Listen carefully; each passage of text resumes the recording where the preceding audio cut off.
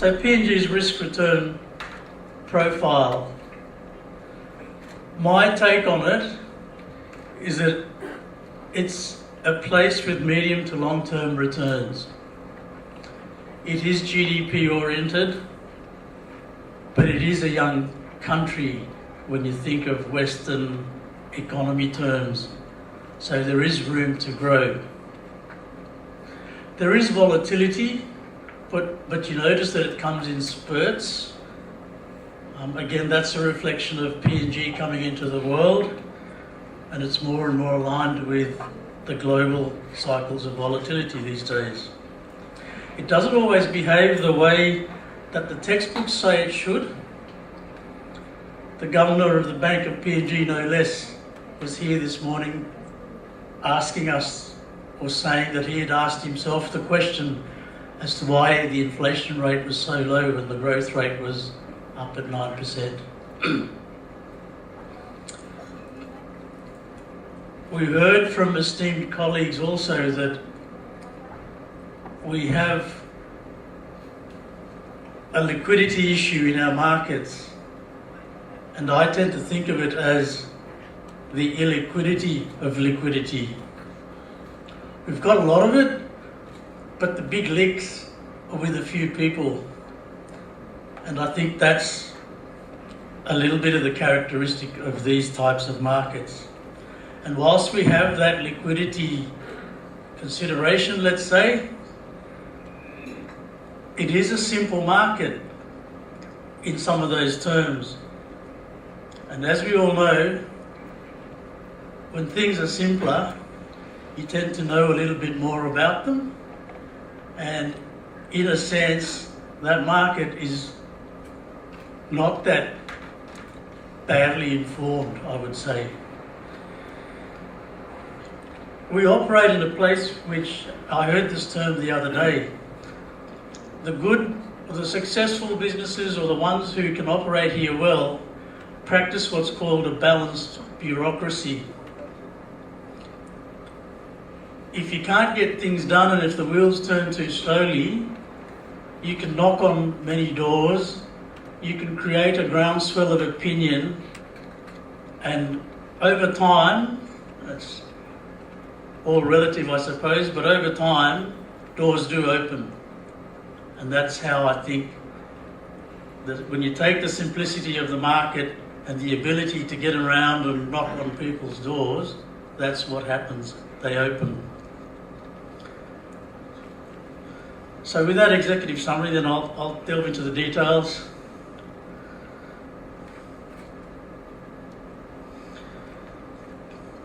I thought about this the other day, and to me it's like a scrapbook of all the newspaper cuttings I could have put together over the last year or so. I'm sure it's been, the stuff of dinner table conversation, and I'm probably sort of testing some sensibilities here, and I may not be politically accurate either, but I'll start with a dose of reported reality. If you read our papers, a scrapbook would look like Prisoners and Sorcerers. They'd be about the strength of institutions, or even the cultural acceptance of institutions. It would be about sweeps and slides, the perception, suspicion or discovery of corruption, or the dust under the carpet, or even the literal shifting of the soil beneath our feet, natural disaster or natural resource. It'd be cops, robbers and wives. How could we make enforcement of law also an enforcement of values?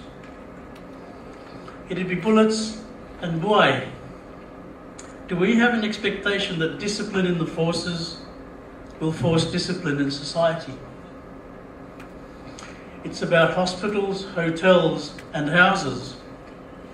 Not enough hospital beds, maybe getting to the stage where we've got quite a few hotel beds. And what has that got to do with the price of houses? It's about schools and stones. How does an education that is for free allow our children to freely turn on each other in the streets? And by the way, what does the price of stones and rocks have to do with anything in PNG? It's about buses and boats. I could go on. It's about banks and airlines.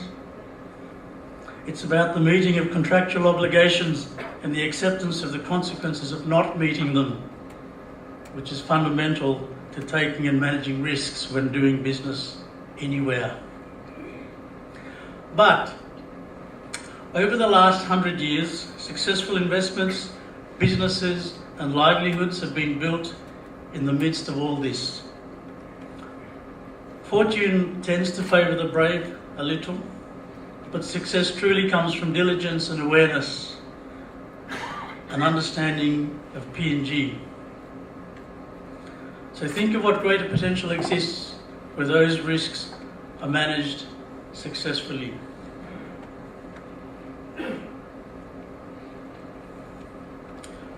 Behind our corporate laptops, we note or learn that theft in business and at home continues.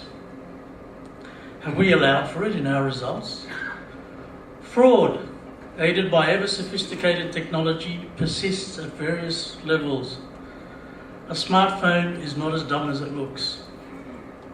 A power blackout or communications outage or road slip has caused a delay. Should we lease or buy that generator? Casual absenteeism, ill health, no transport, too much transport are limiting the contributions that staff can make. And some risks you just have to take care of yourself, but there is a premium for solving necessary problems. And for other risks, you may wish to partner with others with more resources or a keen aptitude for risk management.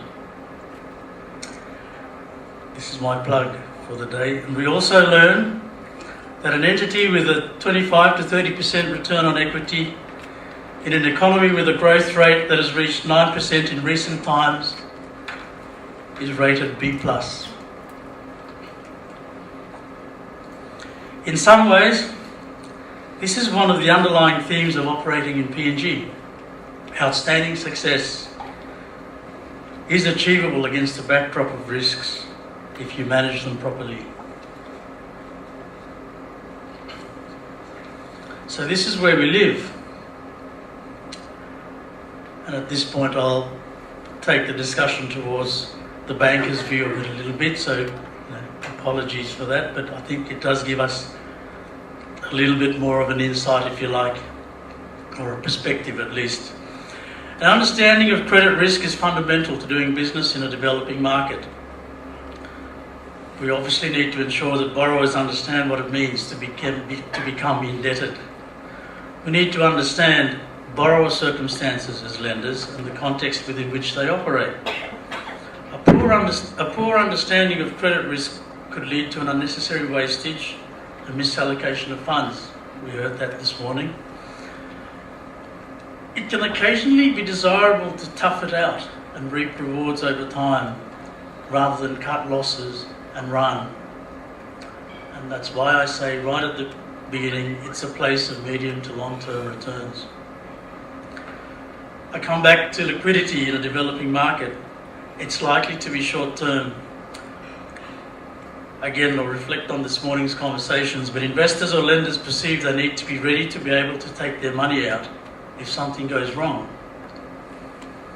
In those situations, you find yourself sometimes thinking it would be ideal to have a trustworthy backup line of liquidity. Otherwise, you get to do what a lot of people do, which is to manage multiple sources of short-term funds to achieve that longer-term liquidity. And insofar as capital is a perpetual line of credit, then equity is potentially difficult to raise in a developing market. Again, we discussed that this morning. You could BYO, you could partner with the right source or sources, or in the longer term, you educate the market to encourage market participation. And the supply and availability of foreign currency can often signal the condition of an economy. High in boom times, we've seen that. Low in lean times, you've seen that as well. So currency appreciation and the accompanying flows will tend to favour different players in different sectors of the economy, and success obviously follows those cycles. And anywhere in the world, the volatility of interest rates can play havoc with earnings and value, especially where financial assets are involved. And interestingly, in PNG, we make another observation, I suppose, is that the limited market liquidity and limited range of investments actually acts to set some self-regulating bounds for this risk. So an appreciation of how interest rates reflect local risk is important. I come back to the credit risk issue. Flawed or artificial pricing of credit risk is in itself a risk,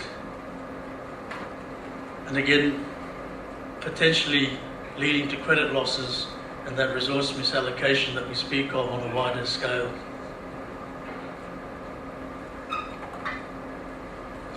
On a more operational level, but no less important, and I've sort of satirised some of these risks in my earlier pages, but learning to live with these risks requires not only a financial investment but an emotional one as well.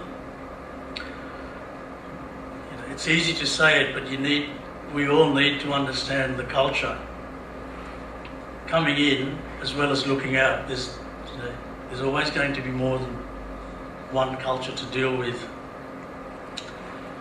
There's always going to be a certain level of non-conformity in every culture and society, and we need to acknowledge what those are in a developing market and understand why they might be happening. Because one of the things about managing risk is trying to find what the root cause is. And where I work, we run a sort of house survey of risk every now and then, and very often the responses will tend to revolve around the sorts of things that I sort of spoke a little bit flippantly about before, but it is about fraud. Fraud and theft do persist. The threat is from inside as well as from outside, and it can be aimed at anything of value, including data. It's about how assets can be abused or misused, and you need to sort of ask what drives the behaviour that results in this sort of asset misuse. Is it cultural? Is it social? Is it just ignorance, even that people don't know any better? And the physical security of staff, of customers and premises is always dear to our hearts. It's a risk reflecting the combination of the view of the state of law and order, and at different times and under different conditions, certain targets become more vulnerable or more rewarding. And we find that there's all sorts of ways to attack all these risks, but the best basis that we've been able to start on with is common sense. And we could read through a whole list: systems failures, how difficult it is to ensure against that system, that risk of system failure, ensuring reliable hardware and protected software, getting the right capabilities and having them on the ground all the time or available all the time. All those sorts of operational issues are the types of risks we live in, and I point these out not to sort of deter anyone. It's a fact of life, and I say that if you come into some place like PNG with open eyes and you know that this is all there, you get a better chance at addressing them, finding out all the different ways that you can learn to deal with them.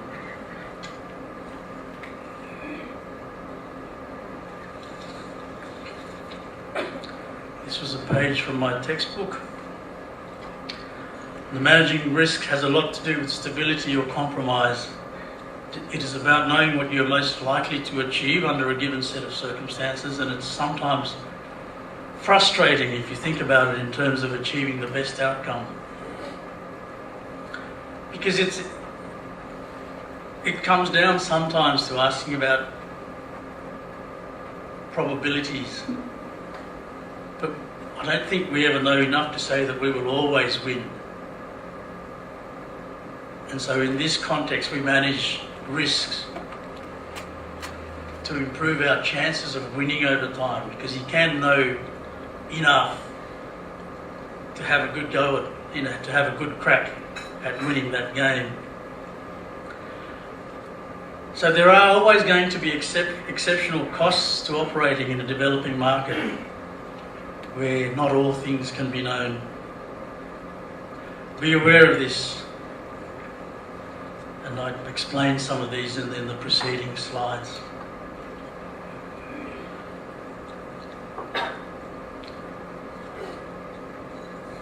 I wanted to step back a little bit, and I suppose that this sort of reflects a little bit of my personal perspective on some of this. But I don't think it's too far away from where we were this morning either. And the keynote speaker addressed some of the paths that some of these resource-based economies have taken around the world. I believe that achieving a positive movement in the risk rating of PNG, if you like, will be sort of the day when you can sort of stand up in front of the rest of the world and say, look, we're managing our risks. There's sort of no mystery about it anymore. And my own view is that the principles of diversification will hold true in this, and it was spoken about this morning.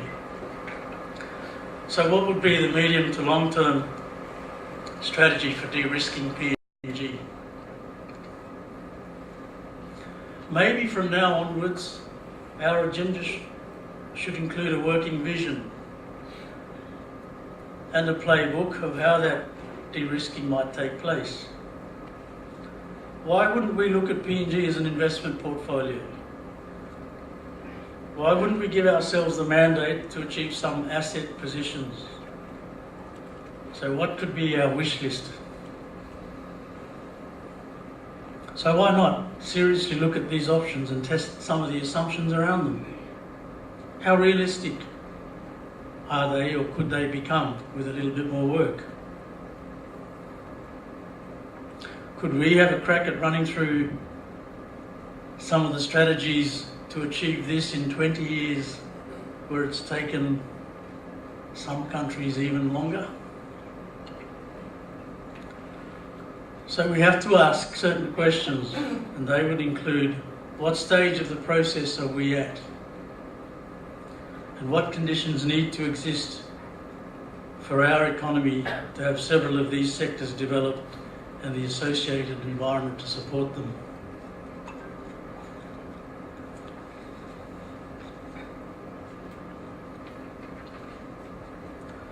So I'll wind up. I'll leave you with this thought though, and if you can imagine that for a couple of minutes, and then maybe you can ask yourself, is it like anywhere you've been recently, or is it like anywhere that you'd like to go? And if it is, then I hope we can leave this forum with some more views and perspectives which cause us to look again at the ones we walked in the door with this morning, to see if we can really get to this stage. Thank you very much.